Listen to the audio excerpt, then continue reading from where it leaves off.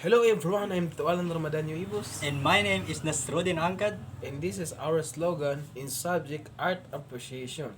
So, our title is about the discipline on how the proper function of online platform. So, for example, Halimbawa, ang aming title or aming napiling title na ito is about siya sa discipline o paano natin gamitin ang tama ang online. Sa pamamagitan ng aming title ay nakakahikayat ito sa maraming tao na gamitin ang online sa tamang paraan o alamin natin kung ano ang sinasabing proper function of online platform. Sinasabi dito, proper function of online platform. Magitan ng aming report na ito, malalaman natin dito kung ano nga ba ang tamang paggamit or function ng online platform. For example, itong sasabihin ni Nasruddin. kailangan disiplinado ang ating paggamit sa katulad ng Facebook. Kasi may mga bagong update ngayon si Facebook na kapag halimbawa nanood tayo ng video na sensitive na video ay pwede maban ang sa ating account ng 180 days. Pangalawang halimbawa ay paggamit natin ng online games katulad ng Mobile Legend.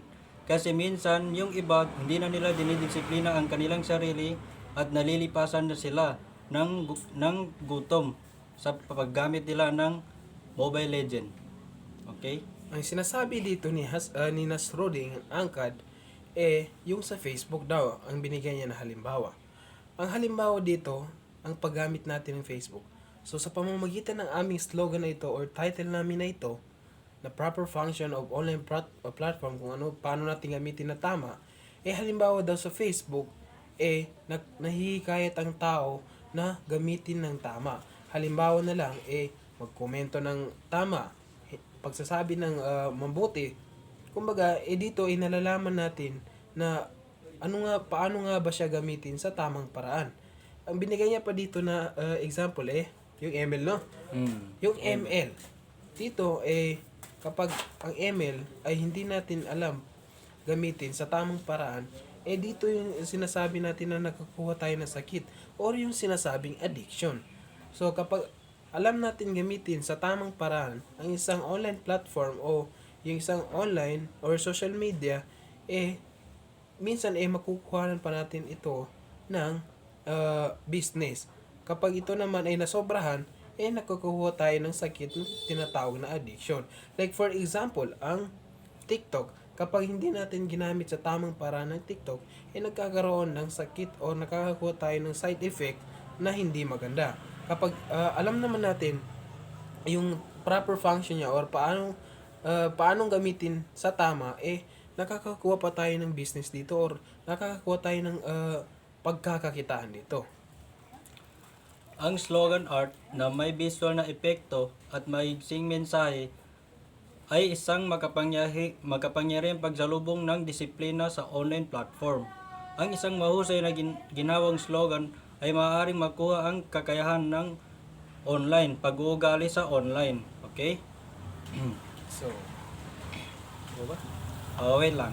Meron pa ako isang idea. Ang paggamit natin ng katulad ng sinabi niya kanina na Facebook, pwede tayo magkaka-income kasi pwede natin sila maging business. Okay, yun lang.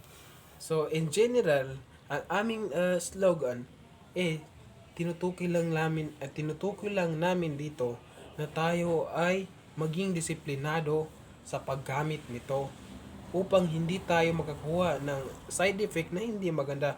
Bagkus gamitin natin ito sa tama. Okay. So, dito ay magkakaroon pa tayo ng mga ideya or business or tayo ay